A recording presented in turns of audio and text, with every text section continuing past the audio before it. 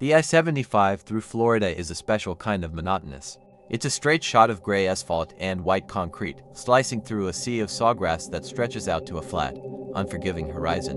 You get on near Naples, and for the next 80 miles or so, it's just you, the hum of your rig, and the alligators sunning themselves on the banks of the canals that run parallel to the highway.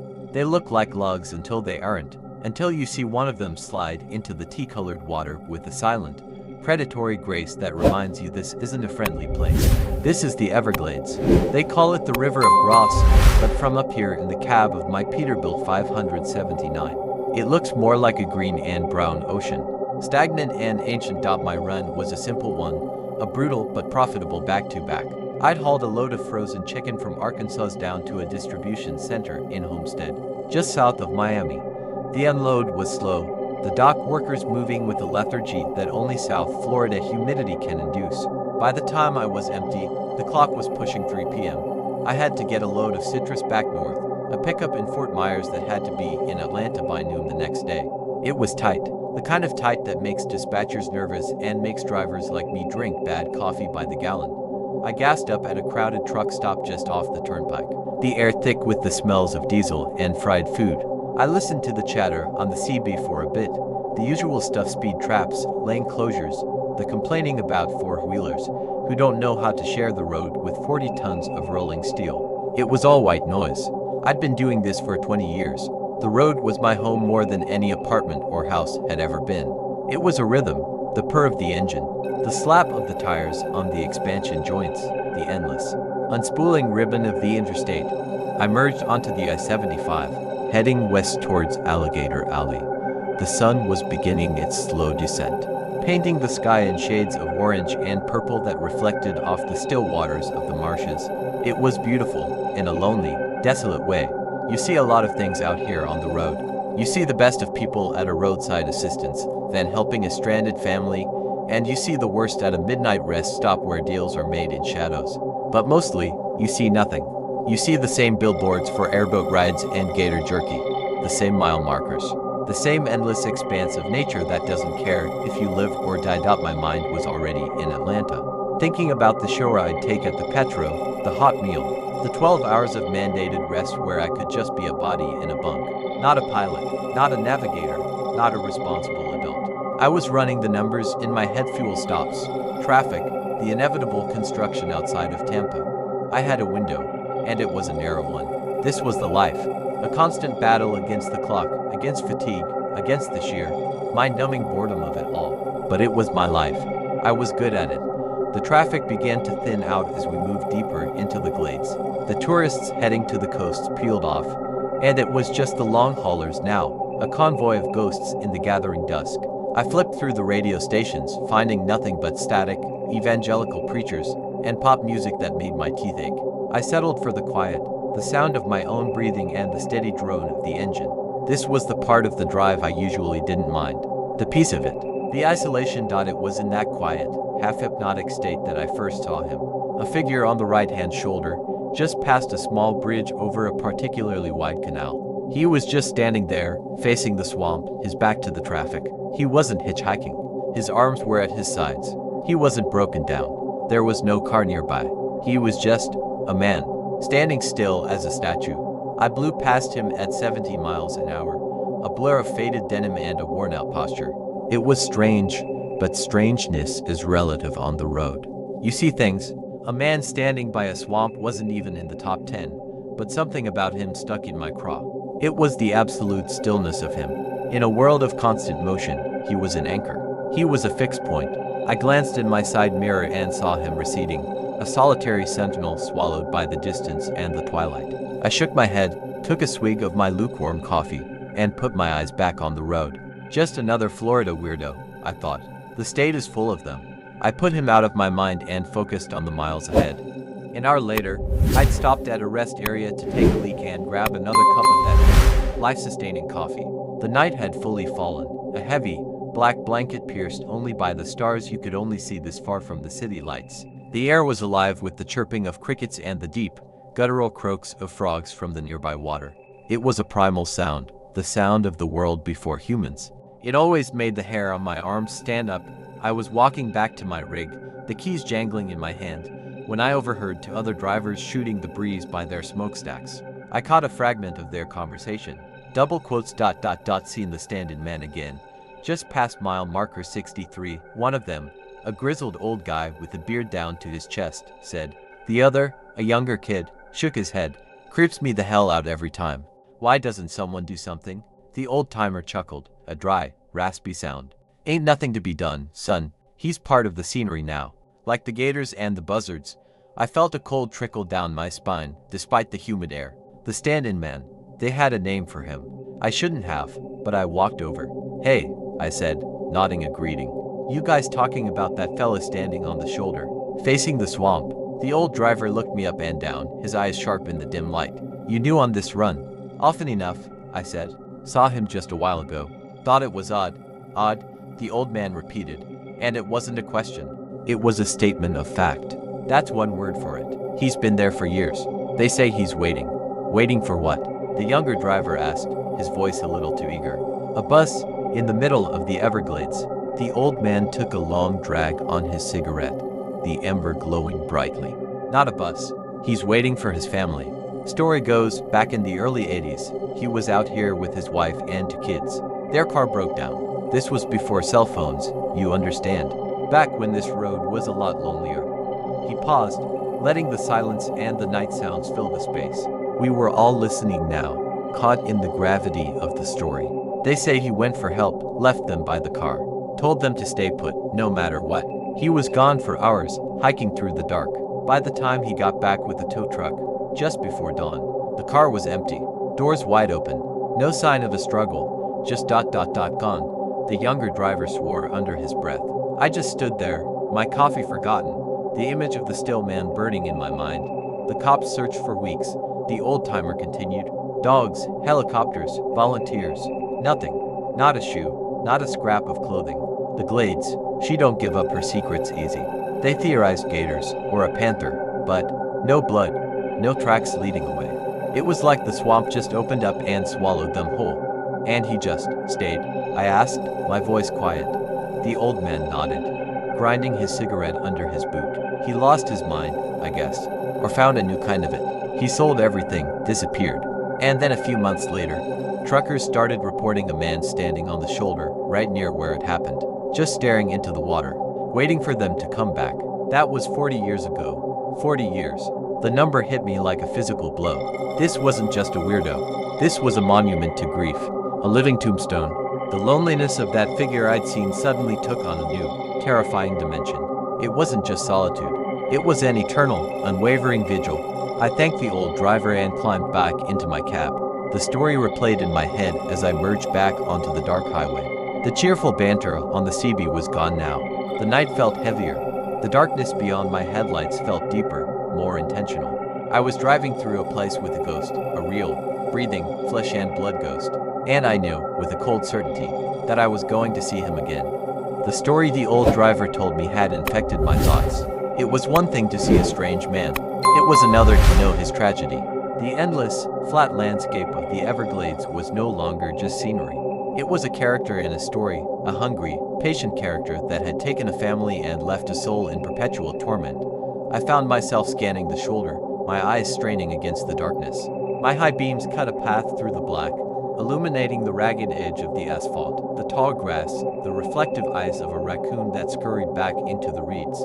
Every shadow looked like a man for a heart-stopping second. I was on edge, my knuckles white on the steering wheel. The monotony was gone, replaced by a low-grade, simmering dread. And then, there he was, just past mile marker 63, just as the old driver had said. A stark, solitary silhouette against the inky blackness of the swamp. My headlights caught him for a full 2 seconds this time. I saw the details I'd missed before. His jeans were faded to a pale gray, his plaid shirt thin and worn. His hair was a shock of white, unkempt. He was thinner than I'd imagined, almost gaunt. And he was old. The story was 40 years old, and he looked every day of it. But it was his posture that held me. It wasn't the slouch of despair I'd expected. It was a posture of intense, focused attention. He was leaning forward slightly, his head cocked as if listening for something. His whole being was directed at the dark, still water. He was a hunter waiting for prey. or a priest awaiting a revelation. He wasn't just a sad man. He was a man on a mission that had consumed his entire life. I tore my eyes away from him and back to the road, my heart hammering against my ribs. In that brief glance, I had felt something I couldn't explain, a pull, a connection. It was as if his immense, concentrated loneliness had created a gravity well, and I had just passed through its event horizon. The story was no longer just a story I'd heard. It was now a thing I had witnessed, a reality I had touched. For the next 20 miles, I couldn't shake the image. 40 years, day and night, rain or shine. The Florida sun beating down on him, the torrential summer rain soaking him to the bone, the occasional cold snap that can still sweep down into the peninsula. How was he still alive? Where did he sleep? What did he eat? The practical questions were almost as frightening as the existential ones. It suggested a superhuman endurance, a will that went beyond sanity. I thought about my own life. The endless moving, the lack of roots, the relationships that faded because I was never in one place long enough to water them. My loneliness was a choice, a byproduct of the job. His was a prison. His was a sentence passed down by a cruel and indifferent universe. I had my rig, my freedom, the open road. He had 3 feet of gravel shoulder and a view of a grave. A part of me, the professional, pragmatic part, said to keep driving, to make my pickup, to get to Atlanta, to log my miles and collect my paycheck. This wasn't my business. This was a local legend, a tragedy to be observed from a distance at 70 miles per hour. But another part, a deeper, more human part, was captivated. I had to know. I had to understand the engine of his faith. How could anyone wait for 40 years for something that was never, ever coming back? It was then I made a decision that defied all my own rules of the road. I wasn't going to just drive by next time. I was going to stop. The decision sat in my gut like a cold stone. It was stupid. It was dangerous. You don't stop for strangers on a dark, isolated highway. Every lesson my father ever taught me, every warning from the trucking safety videos, every instinct of self-preservation screamed at me that this was a colossally bad idea. But the compulsion was stronger. It was an itch in my brain I couldn't scratch. I had to see his face. I had to hear his voice. I had to know if the man matched the myth, or if he was just a mentally ill vagrant whose story had been romanticized by bored truckers over the decades. I pulled into a way station a few miles ahead to collect my thoughts and kill a little time. I figured if I turned around and headed back east, I could catch him just as the first hints of dawn began to lighten the sky. There was something about doing it in that liminal space between night and day that felt right. The witching hour was over, but the real world hadn't quite asserted itself yet. I sat in the cab, the engine idling with a familiar, comforting rumble. I watched the other trucks come and go, their drivers focused, purposeful.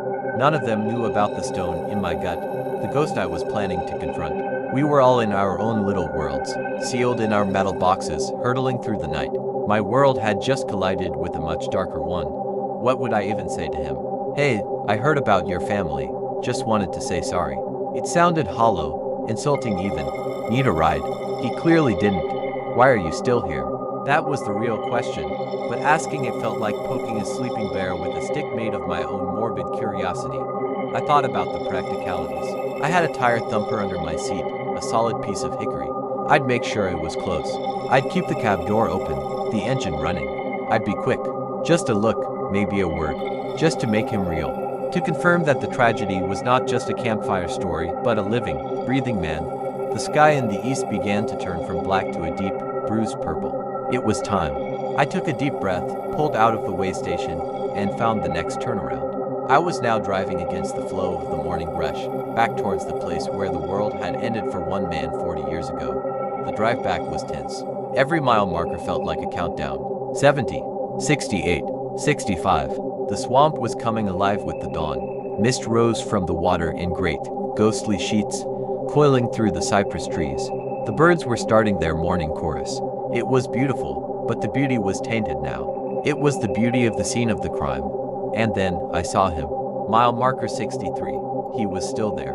He hadn't moved. The dawn light painted him in shades of gray and blue, making him look even more like a statue, a part of the landscape that had been there for centuries. The mist curled around his legs, as if the swamp was gently trying to claim him. To my heart was in my throat. I put on my turn signal, a ridiculous, mundane gesture in the face of such profound strangeness. The tires crunched on the loose gravel of the shoulder as I pulled over, about 50 yards behind him. I put the truck in park, but left the engine running. The air brakes hissed. The sound was obscenely loud in the morning quiet. I grabbed the tire thumper, my hands slick with sweat, and opened the door. The humid air washed over me, thick with the smell of wet earth and decay. I stepped down onto the gravel, my boots sounding like gunshots. He didn't turn around. He gave no indication that he had heard me at all. He just kept staring out at the water, as still as death itself. I stood there for a moment, frozen, the thumper held loosely at my side. The distance between us felt immense, a gulf not of yards, but of decades of grief. The mist was cold on my skin. I took a step forward, then another. The gravel crunched under my feet with each step, a clumsy, human sound in this place of silent, natural processes. "Hey," I called out, my voice sounding thin and reedy, swallowed by the vastness of the glades. He didn't move. Not a flinch, not a twitch. It was as if he was carved from the same stone as the bridge abutment. I moved closer, close enough now to see the finer details. The way his shirt was frayed at the collar. The deep, leathery tan on the back of his neck. The absolute stillness of his hands, hanging by his sides. They were clenched, not into fists, but into loose curls, as if he was holding onto something invisible. "Mister." I tried again, my voice a little louder this time. "You okay?" It was a stupid question. The most stupid question ever asked. Of course he wasn't okay. He hadn't been okay since Ronald Reagan was in his first term. Finally, when I was about 15 feet away, he moved. It wasn't a sudden movement. It was slow, deliberate, like a tree bending in a wind I couldn't feel. He began to turn his head.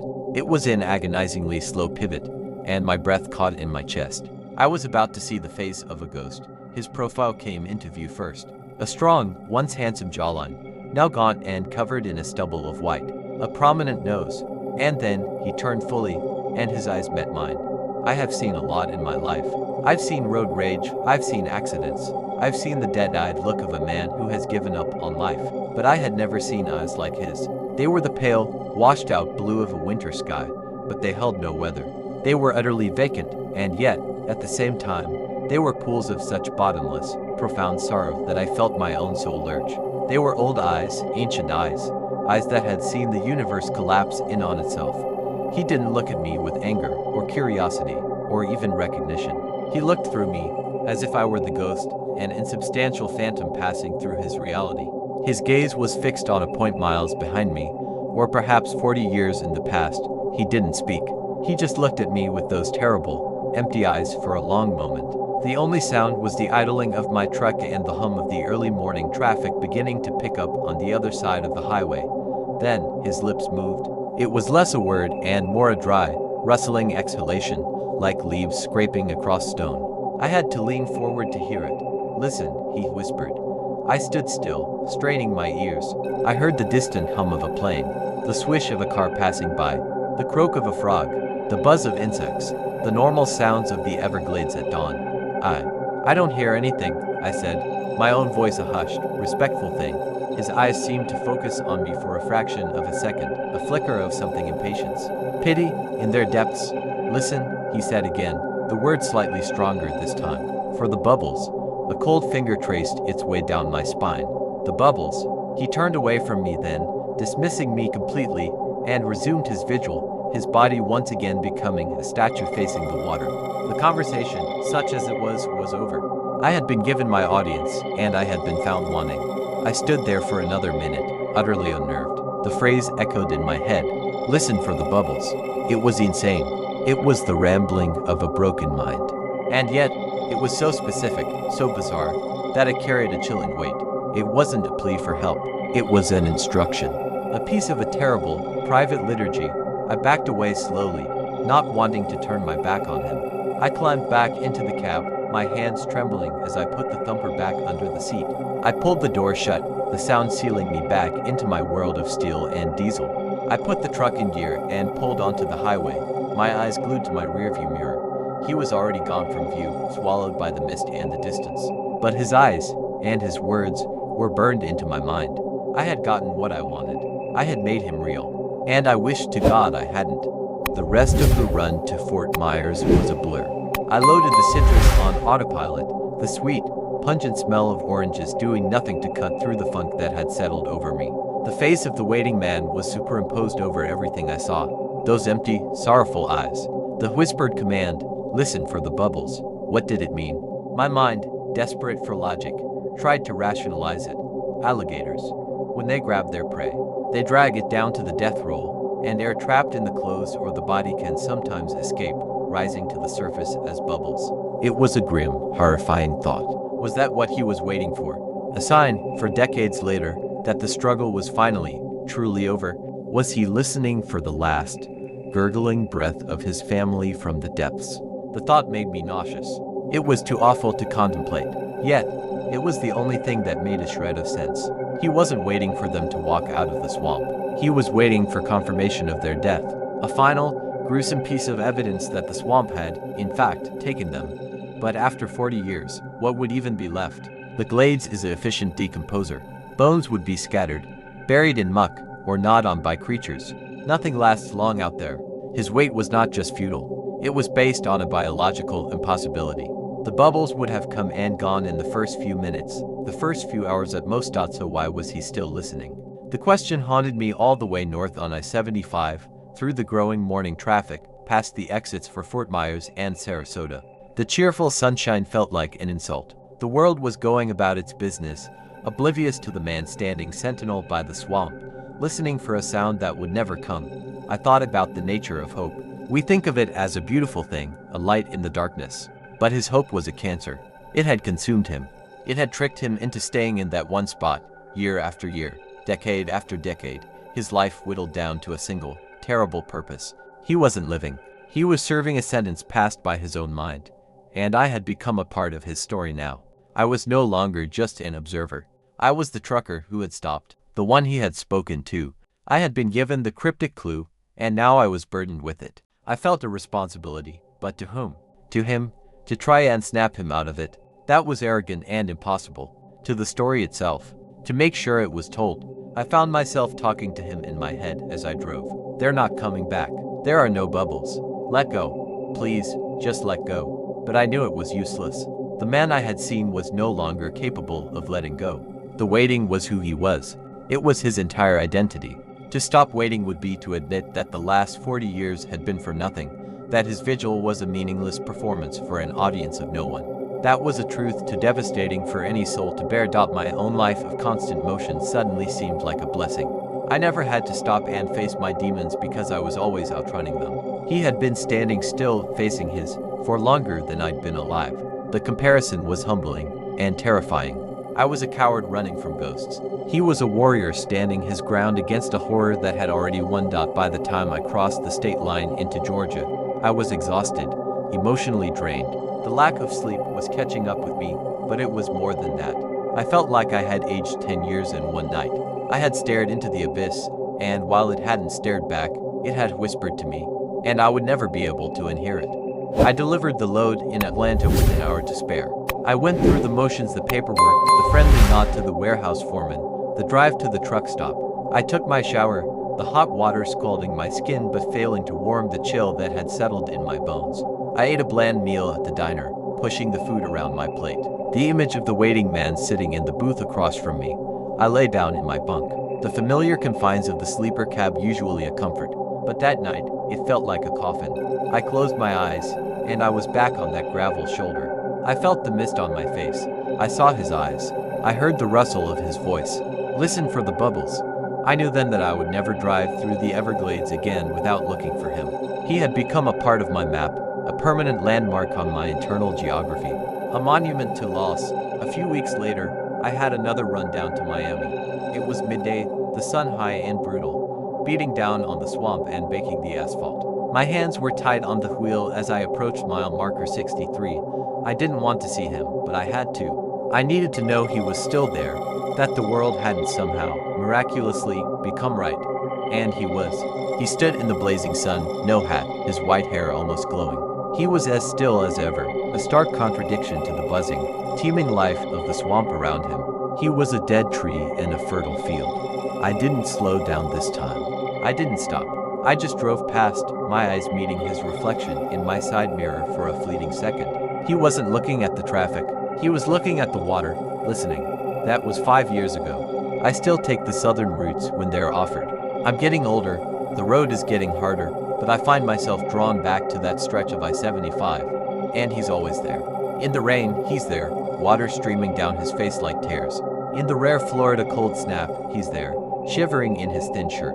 In the oppressive humidity of August, he's there, a pillar of suffering. I've spoken to other drivers about him since. The story has evolved, grown new details, new layers of myth. Some say they've seen figures in the mist behind him, a woman and two children. Others say if you stop and listen long enough, you can actually hear them, faint whispers from the water. I don't believe those stories. They're too neat, too poetic. The truth is far more horrifying. The truth is just a man who loved his family so much that he gave his entire life to the remote, impossible chance that the swamp would one day give them back.